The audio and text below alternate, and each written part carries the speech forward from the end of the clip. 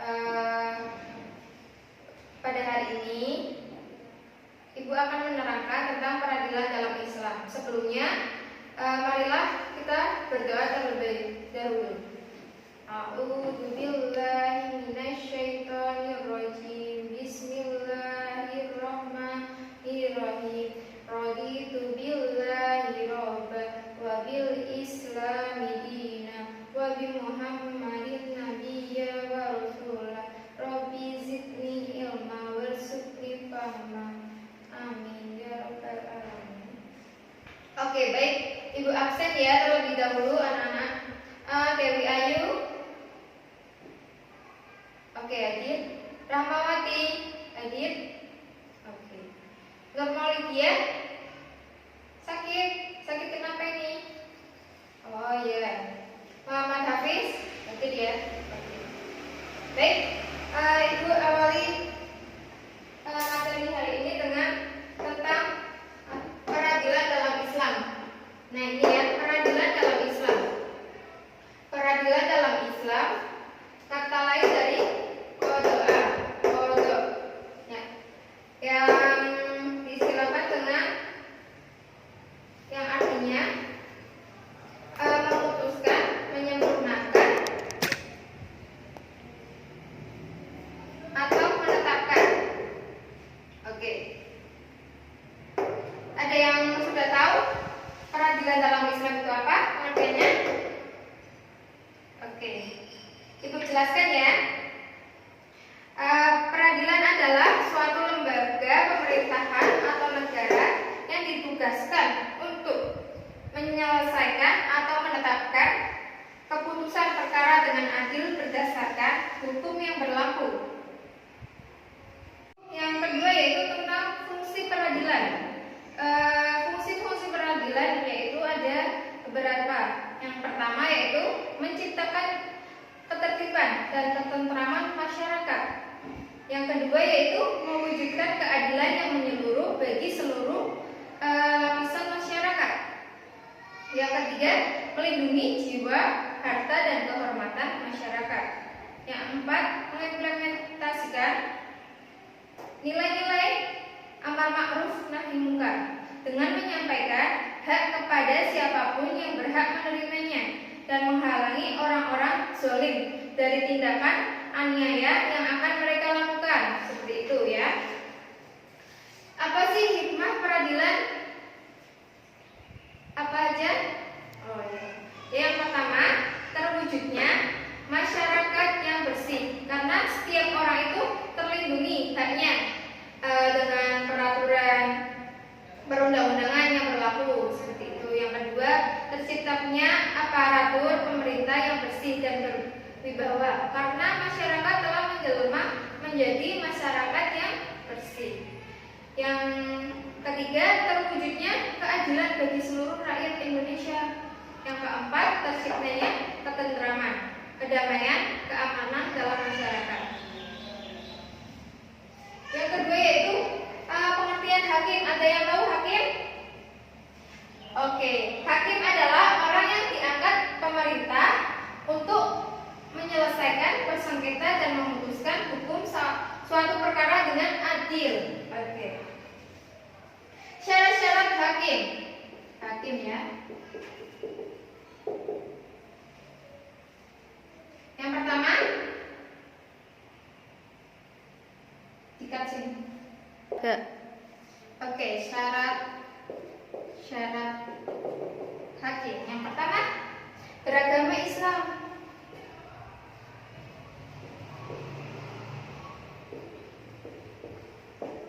Oke. Karena permasalahan yang terkait dengan hukum Islam tidak bisa dipasrahkan kepada hakim non-muslim. Seperti itu ya. Yang kedua apa? Oke, akil balik.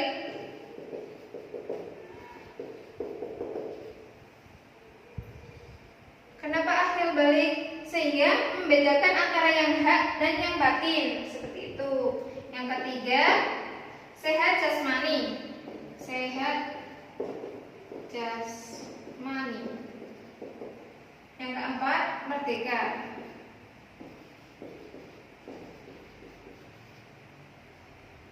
Bukan.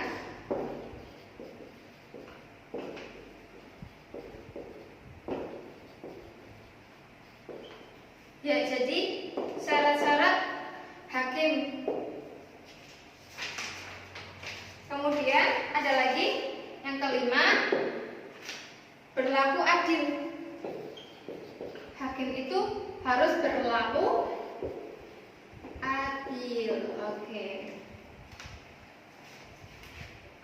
Yang keenam, harus laki-laki.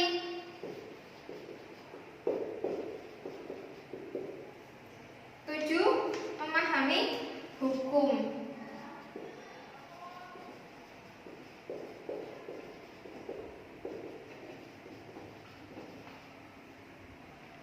Dalam Al-Quran dan Sunnah.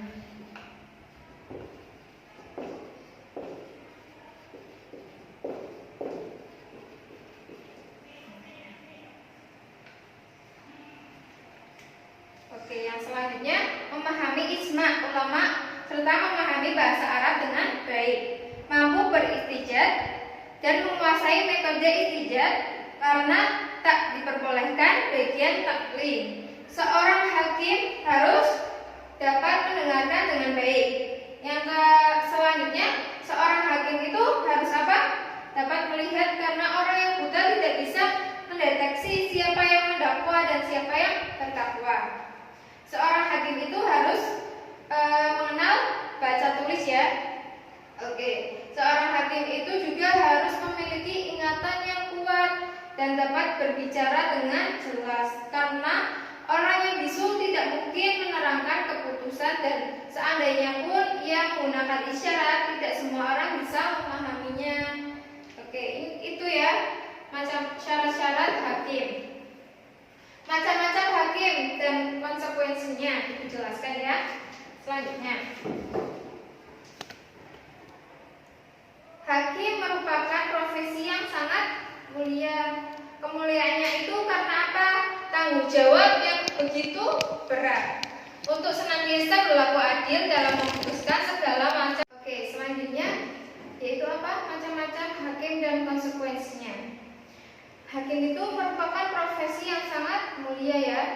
Kemuliaannya itu karena tanggung jawab yang begitu berat untuk senantiasa berlaku adil dalam memutuskan segala macam permasalahan. Ia itu tidak boleh memiliki tendensi kepada salah satu pendakwa atau terdakwa jika ia melakukan tindaknya kezalimannya kala menetapkan perkara, maka ancaman hukumannya neraka. Oke, selanjutnya tata cara menentukan hukuman. Orang yang mendakwa diberikan kesempatan secukupnya untuk menyampaikan tuduhannya sampai selesai. Sementara itu, terdakwa tertuduh diminta untuk mendengarkan dan memperhatikan tuduhannya dengan sebaik-baiknya, sehingga apabila tuduhannya sudah selesai, terdakwa bisa menilai benar atau tidaknya tuduhan tersebut. Sebelum dakwah atau tuduhannya selesai disampaikan, hakim tidak boleh bertanya kepada pendakwa, sebab dikhawatirkan akan memberikan pengaruh positif atau negatif kepada terdakwa. Setelah pendakwa selesai menyampaikan tuduhannya, hakim itu harus mengecek tuduhan-tuduhan tersebut dengan beberapa pertanyaan yang dianggap penting. Selanjutnya, tuduhan tersebut itu harus dilengkapi dengan bukti-bukti yang benar. Jika terdakwa menolak dakwaannya yang ditujukan kepadanya, maka ia harus bersumpah bahwa dakwah tersebut itu salah. Jika pendakwa menunjukkan bukti-bukti yang benar, maka hakim harus memutuskan sesuai dengan tuduhannya. Meskipun terdakwa menolak dakwaan tersebut, sebaliknya jika terdakwa mampu memantahkan bukti-bukti pendakwa dan menegaskan bahwa bukti-bukti itu salah, maka hakim itu harus menerima sumpah terdakwa dan membenarkannya. Kemudian yang perlu diperhatikan juga bahwa hakim tidak boleh menjatuhkan vonis hukuman dalam beberapa keadaan berikut, yaitu yang pertama, 1. Saat marah, kedua saat lapar, Tiga, saat kondisi fisiknya itu tidak stabil karena hanya banyak yang terjaga. Yang keempat, saat bersedih, saat sangat gembira, saat sangat sakit dan sangat ngantuk, saat sedang menolak keburukan yang tertimpanya kepadanya. Yang selanjutnya, saat merasakan kondisinya sangat panas atau sangat dingin, seperti itu. Selanjutnya, apa sih kedudukan hakim wanita?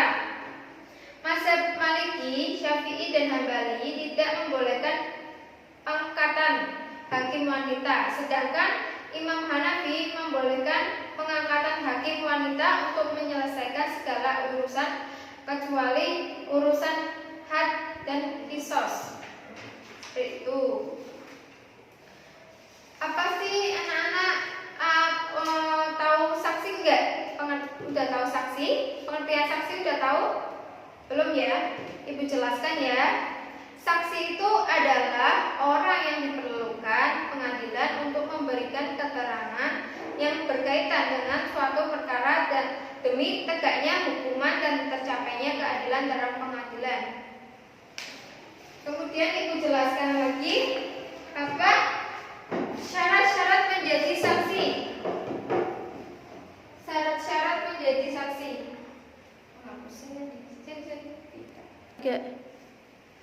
Yaitu yang selanjutnya pengertian saksi.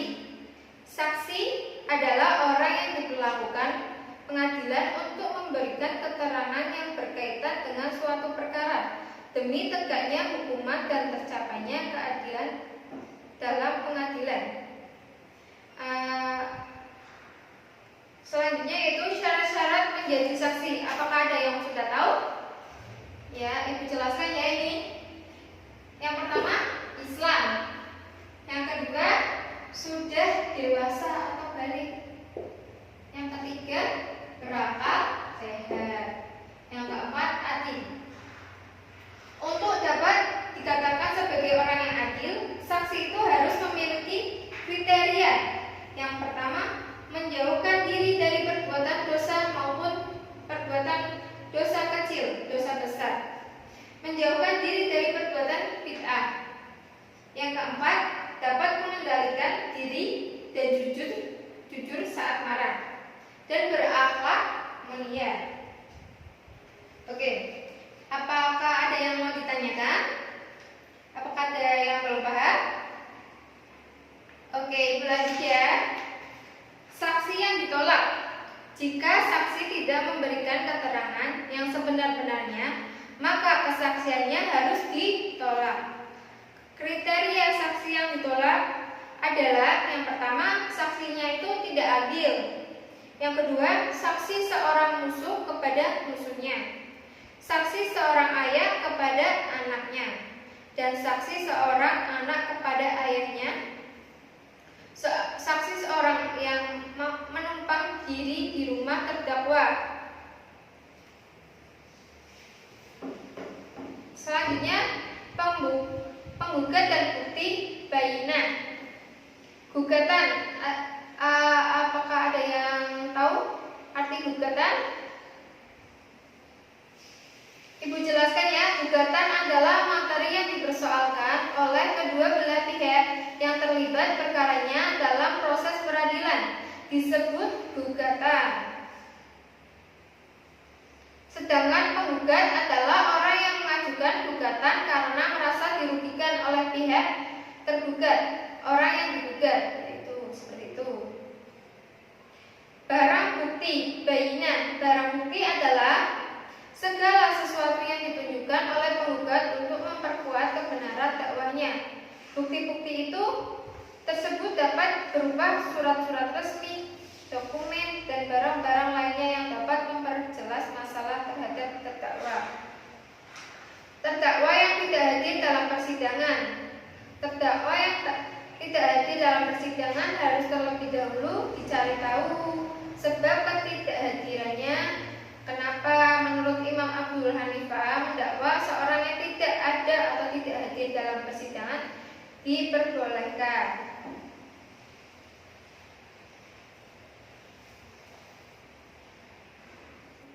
Oke, baik anak-anak.